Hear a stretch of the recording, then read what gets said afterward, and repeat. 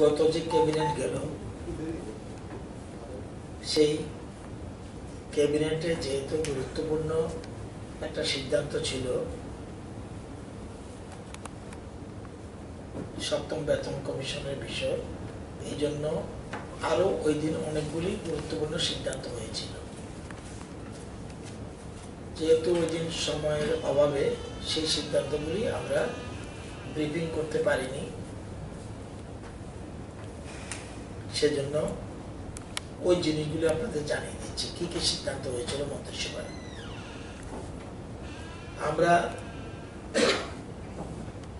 আমরা জানেন যে আমরা ত্রিপুরাতে পুলিশের ক্রাইম ব্রাঞ্চ আমরা গঠন করেছিলাম এবং এই ক্রাইম ব্রাঞ্চ গঠন করার উদ্দেশ্য ছিল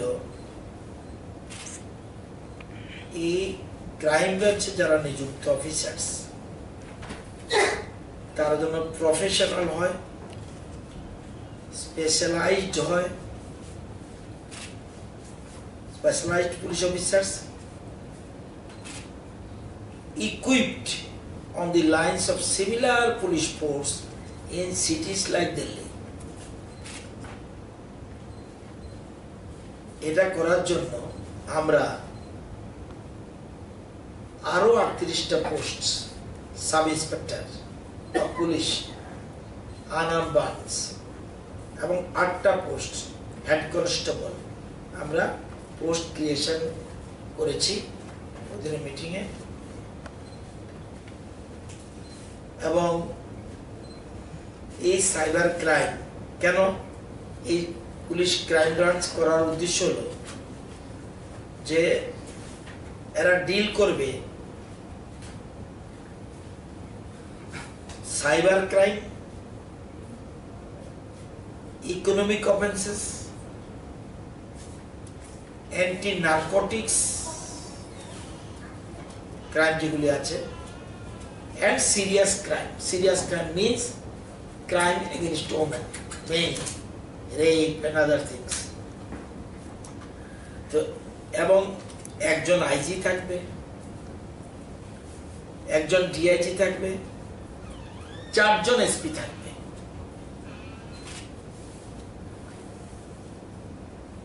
সাইবার ক্রাইমের জন্য একজন এসপি,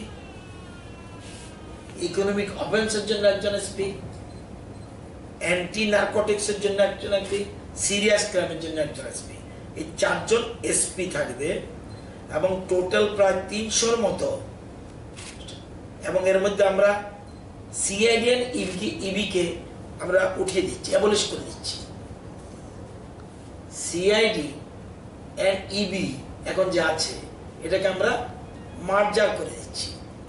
মার্জার করে আমরা একজন আইজি থাকবে জন্য, একজন ডিআইজি থাকবে, 4টা এসপি থাকবে। 4টা যে জিনিসগুলি এটার জন্য স্পেশালাইজড করার জন্য, একদম স্পেশালাইজড।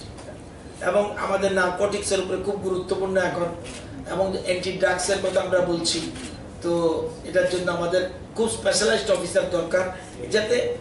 এবং সিআইডি আর ইবি কে আমরা অ্যাবলিশ করি, সিআইডি আর ইবি এটাকে আমরা অ্যাবলিশ করে দিচ্ছি। এবং আমরা ওই যে ক্রাইম ব্রাঞ্চের জন্য 38টা পোস্ট ক্রিয়েট করছি, সব মিলিয়ে প্রায় 300-র মতো লোক থাকবে পুরনো সহ। এবং এখানে এর ফলে ইনভেস্টিগেশন স্কিল বাড়বে। ইনভেস্টিগেশন স্কিল বাড়ানোর জন্য, তদন্তের জন্য দক্ষতা বাড়ে, এই জন্যে আমাদের এই সিদ্ধান্ত আমরা গ্রহণ করছি। তো এটা একটা গুরুত্বপূর্ণ সিদ্ধান্ত, কারণ আমরা যাতে বিশেষ করে ক্রাইমের ক্ষেত্রে এখন সাইবার ক্রাইম একটা হয়ে গেছে, সুতরাং স্পেশালাইজ লাগবে বড় বড় শহরের মতো, সেটা আমরা সিদ্ধান্ত নিয়েছি।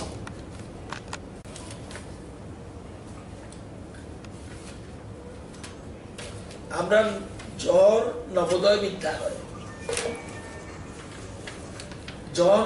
বিদ্যালয় আমরা আরেকটা করতে যাচ্ছি। সারা ভারতবর্ষে 598 ডিস্ট্রিক্টে নবোদয় বিদ্যালয়, অর্থাৎ সেন্ট্রাল গভর্নমেন্ট এর একটা ইন্টেনশন প্রত্যেক ডিস্ট্রিক্টে যেন একটা জওয়ান নবোদয় বিদ্যালয় থাকে। আমাদের রাজ্যে বাকি ছিল ওয়েস্ট ত্রিপুরা অ্যান্ড উনকোটিও ল্যান্ড দেখা চলছে এবং ওয়েস্ট ত্রিপুরার জন্য আমরা জায়গা দেখেছি এবং জায়গা দেখার 20 একর জায়গা মোহনপুর মৌজায়, 20 একর মোহনপুর মহকুমার অধীনে 20 একর জায়গা দেখেছি নবোদয় বিদ্যালয়ের জন্য।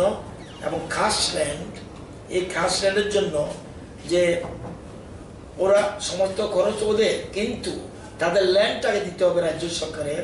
সেজন্য এর আগে আমরা ইয়েতে দিয়েছিলাম, জম্পু জলাতে আমরা দিয়েছিলাম।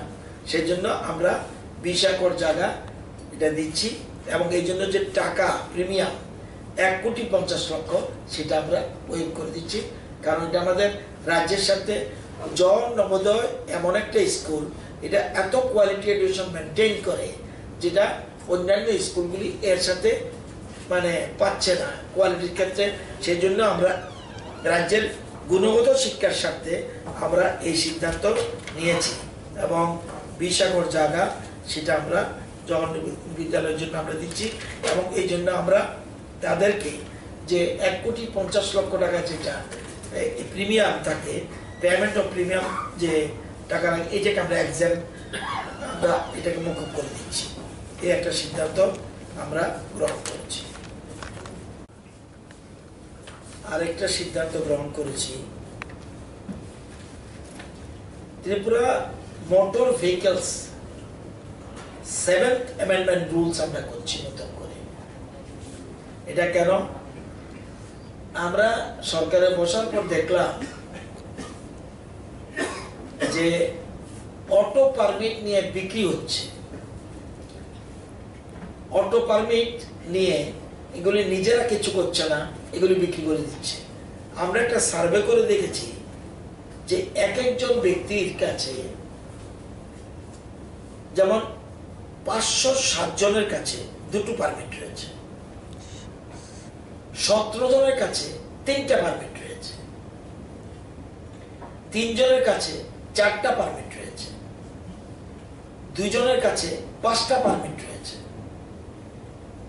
একজনের কাছে 6টা পারমিট রয়েছে, আরেকজনের কাছে 11টা পারমিট রয়েছে।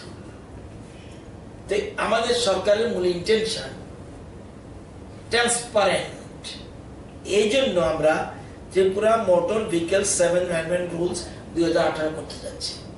অর্থাৎ আমার মূল উদ্দেশ্য বেকারদের স্বার্থে এবং সত্যিকারের যে ড্রাইভিং লাইসেন্স আছে, যার ড্রাইভিং লাইসেন্স আছে তাকে আমরা অটো পারমিটের জন্য আমরা সুযোগ দেব এবং যাতে এতে অটো গাড়ির দামও কমে যাবে। এটা হচ্ছে ব্যবসা হচ্ছে তো কোনো একে দেখলাম আমি সংখ্যাটা দেখা গেল 531 জনের তাদের মাল্টিপল অটো রিক্সা পারমিট রয়েছে। এই জন্য আমাদের সরকার সিদ্ধান্ত, এতদিন কিন্তু এগুলি চলছে, একটা লোকের যদি 11টা পারমিট থাকে তাহলে কোন জায়গায় চলে গেছিল যে আমাদের পূর্বতন সরকার দেখা যাচ্ছে একই ব্যক্তিকে খুশি করার জন্য অস্থির ছিল।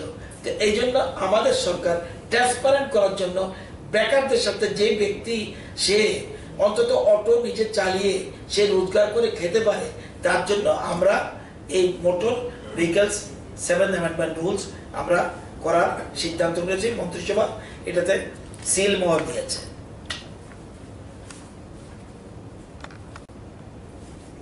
সামাজিক ভাতার ক্ষেত্রে আমরা গুরুত্বপূর্ণ সিদ্ধান্ত গ্রহণ করেছি, ক্যাবিনেট মিটিংয়ে ছিল।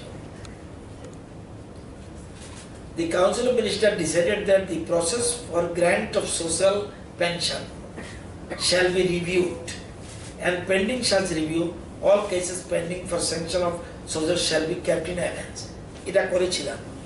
এখন দেখা গেল সার্ভে করতে গিয়ে আমরা দেখা গেল 15% যা আছে ভাতা, এই 15% ভাতা দেখা গেল এগুলি ভুয়া দেখার পরে এখন আমরা আমাদের সরকার সিদ্ধান্ত নিয়েছে বর্তমানে 4,03,975 জন ভাতা পাচ্ছে।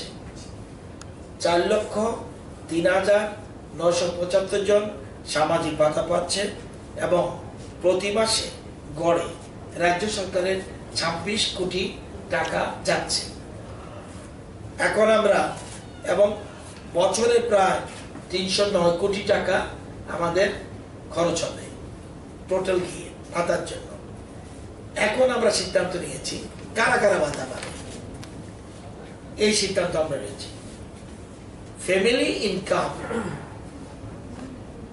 of less than rupees 1 lakh per annum তারা পাবে।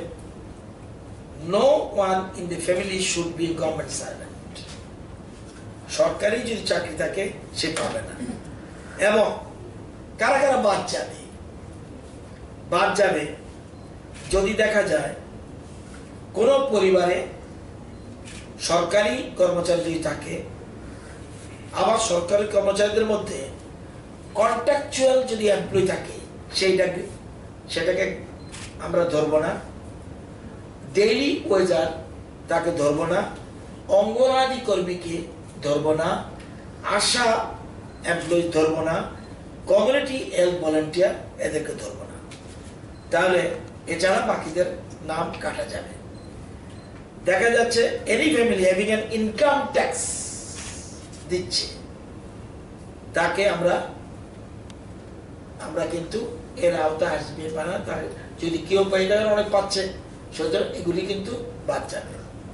এবং ওই যে যা বলছি যে 1 লক্ষ টাকা এটাকে আমার এখানেও আমরা একটা লোক কিভাবে ঢুকাবো আর কারা কারা ভুয়ো এবং কারা কারা উল্টা পাল্টা নিচ্ছে সেটা আমরা ট্যাগ করে দিয়েছি।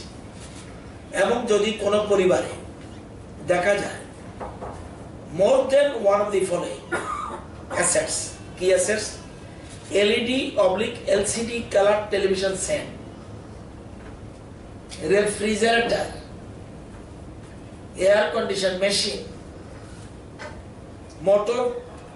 motorized vehicle, two-wheeler and above, এই যে জিনিসগুলি বলছি এই জিনিসের মধ্যে দুটো থাকলে, একটা থাকলে পাবে, দুটো থাকলে সে এটা থেকে বাদ যাবে। আর any family having more than 2 acres of agricultural land, যদি 5 কানি জমি থাকে তাকে এটা আওতা আসবে না। any family having rubber plantation অথবা orchard অথবা tea plantation measuring more than 2 acres of land তাদের কিন্তু এটা বাদ যাবে।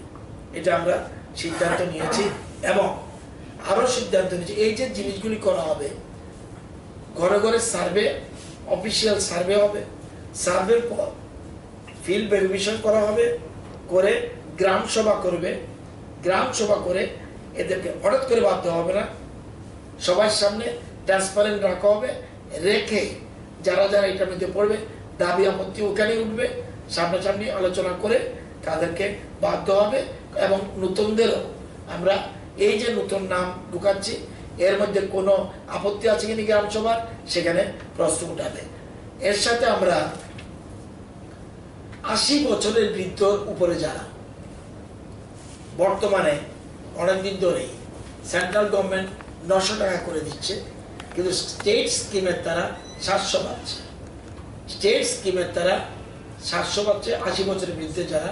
সেই জন্য আমরা ওই মিটিংয়ে এটাকে সমান করে দিচ্ছি, আমরা 900, অর্থাৎ সেন্ট্রাল গভর্নমেন্ট যে 900 দিচ্ছে আমরাও 80 বছরের বৃদ্ধদের ক্ষেত্রে স্টেট স্কিমে যারা আছে তারাও 900 পাবে। নিয়েছি দেখা যায় আইএস আইপিএসরা প্রপার্টি রিটার্ন দেয় অনলাইন। আমাদের রাজ্যে সে অনলাইনটা আমরা বাধ্যতামূলক করে নিচ্ছি।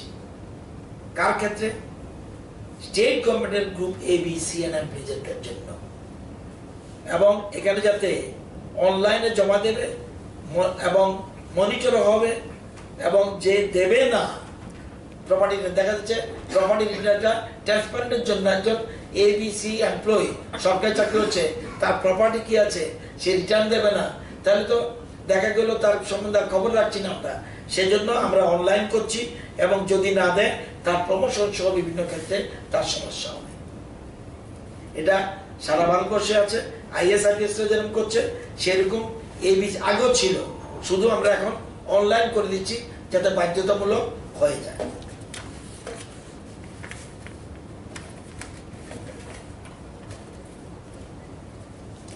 আমরা আরেকটা সিদ্ধান্ত নিয়েছি, নন কনভেনশনাল এনার্জি যেটা solar, transfer of all areas of non-conventional energy and administrative control of Tripura Renewable Energy Development Agency যেটা এটা আমরা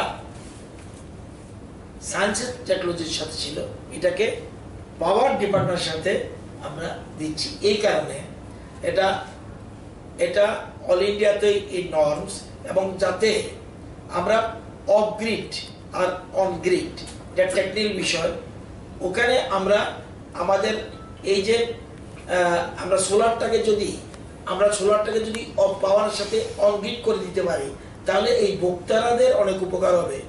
এরা পাওয়ার জেনারেশন হচ্ছে কিন্তু আমরা দিতে পারলে তাহলে আমাদের বিল, যে সরকারি দপ্তরের অফিসগুলিতে বিল কমে যাবে এবং ভোক্তারাও যদি আমরা ব্যবহার করতে পারি অন গ্রিডের সাথে, তাহলে ভোক্তাদের পাওয়ার কনজাম্পশন যেটা অর্থাৎ বিলটা পাওয়ার তো যা কনজাম্পশন হবে তাহলে আমরা পয়সাটা বিলটা কম উঠবে। এই জন্য আমরা এই ধরনের একটা গুরুত্বপূর্ণ সিদ্ধান্ত আমরা গ্রহণ করেছি এবং এটা ফাইন্যান্সিয়াল লাভ হবে। ধরুন একটা বাড়িতে 300 ইউনিট দরকার, কিন্তু আমরা পাওয়ার গ্রিডের মাধ্যমে আমরা 200 দিলাম। যদি আমরা 100 টাকাও যদি আমরা 100 ইউনিট যদি আমরা সোলার দিতে পারি তাহলে কিন্তু তার বিল অনেকটা কমে যাবে, কারণ এটা খরচ কম, ইনফ্রাস্ট্রাকচার শুধু মানে পয়সা, কিন্তু এটাকে ইউজ করলে অন গ্রিডে না নিলে এই সাহায্য আমরা পাচ্ছি না। সেই জন্য আমরা আমাদের রাজ্যের স্বার্থে অর্থনৈতিকভাবে আমাদের লাভ হবে এবং আমাদের পাওয়ার এমনি সারপ্লাস, তো আমরা এই পাওয়ার আমরা প্রোডাক্ট জেনারেট করলাম, এটাকে আমরা যেমন 100 আমরা ইউনিট আমরা ধরো আমরা যেমন পাওয়ার দিচ্ছি বাংলাদেশকে, এটা আমরা আরো বেশি দিতে পারবো, এতে আমাদের অর্থনৈতিকভাবে আমাদের রাজ্যের লাভ হবে। সেই জন্য একটা ট্রেডা যেটাকে বলে, এটা আমরা in Tripura, TATA has been largely dealing with the off-grid solar power, which limits use of solar power in the grid. Grid connectivity of solar power system requires close coordination with the TSECL. So, আমরা after cabinet decision to bring solar power under power department, another proposal for transferring administrative control of TATA, এটা আমরা পাওয়ার department নিচ্ছি যাতে আমাদের রাজ্যের উপকার হয়, অর্থনৈতিকভাবে যেন আমরা সংবারের ক্ষেত্রে এটা আমাদের একটা গুরুত্বপূর্ণ সিদ্ধান্ত। Adoption of the guideline regarding handling of complaints in different central vigilance commission আছে একটা, তো দেখা যাচ্ছে আমরা এই সেন্ট্রাল ভিজিলেন্স কমিশনের হুবহু আমরা এটাকে আমরা অ্যাডপশন করেছি। সেন্ট্রাল গভর্নমেন্টের যে পদ্ধতি সেই পদ্ধতিকে আমরা হুবহু গ্রহণ করছি। দেখা যায় যে কমপ্লেন অনেক সময় ভুয়ো অভিযোগ দেয় অথচ অফিসাররা অনেক সময় হ্যারাসমেন্ট হয়, কিন্তু দেখা যায় সেই জন্য আমরা যাতে স্পেসিফিক, এবং এই জন্য আমরা সিবিসি সেন্ট্রাল ভিজিলেন্স কমিশনের যা আছে সেন্ট্রাল গভর্নমেন্টের, সেই সেন্ট্রাল গভর্নমেন্টের ministry of personal and public grievance and pensions, এই যে জিনিসটা এটা অ্যাডপ্ট করছি। অ্যাডপ্ট করলে অযথা কেউ হয়রানি হবে না, এবং হ্যাঁ দেখা যাবে যে একটা নাম একটা আমি সই করে দিলাম, যে সই করে দিয়ে বললাম যে অমুক অফিসার এটা সে অনেক চুরি করছে, দ্যাট ইজ এ কমপ্লেন, কিন্তু এই কমেন্টের কোনো ভ্যালিডিটি নাই। কিন্তু এটাও আবার ঠিক, সেই জন্য আমরা স্পেসিফিক যদি থাকে যে অমুক অফিসার চুরি করছে, এত নম্বর অ্যাকাউন্ট থেকে এত নম্বর অ্যাকাউন্টে টাকা ঢুকিয়েছে, তাহলে এটা স্পেসিফিক।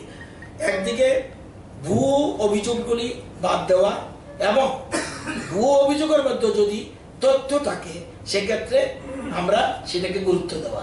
সেই জন্য আমরা সিবিসি অর্থাৎ সেন্ট্রাল ভিজিলেন্স কমিশনের যে পদ্ধতি, সেন্ট্রাল গভর্নমেন্ট যেটা, সেটা আমরা আমাদের রাজ্যে অ্যাডাপ্ট করছি, যাতে আমরা এলিগেশনগুলি ভেরিফাই করা যায়। এই কতগুলি সিদ্ধান্ত আমরা গ্রহণ করেছি। আপনাদের জানার দরকার, এসসি, এসটি, ওবিসি, মাইনরিটি, এদের এই গরিব, এই যে পিছিয়ে পড়া মানুষ, তাদের চিকিৎসার ক্ষেত্রে, তাদের এসসি, এসটি, ওবিসি, মাইনরিটি সব এদের চিকিৎসা, এই যে পিছিয়ে পড়া সম্প্রদায়, এদের চিকিৎসার স্বার্থে, চিকিৎসার সাহায্যার্থে আমরা অর্থ প্রদান করে থাকি। কিন্তু এই অর্থ প্রদান এখন একটু আমরা বাড়িয়ে দিচ্ছি। আগে ছিল এসডিও, বিডিও, ডিডব্লিউ, তারা একজনকে তারা ইচ্ছা করলে 1000 টাকা সাহায্য দিতে পারত এই চিকিৎসার অযথা না, কিন্তু অনলি ফর মেডিকেল পারপাস। সেটা এখন আমরা 1500 টাকা করে দিচ্ছি। ডিএমরার এতদিন ক্ষমতা ছিল, সে ইচ্ছা করলে 1500 টাকা দিতে পারত। এখন ইচ্ছা করলে সে এই সম্প্রদায়ের লোকদের যদি তো কাগজপত্র ঠিক থাকে, 2000 টাকা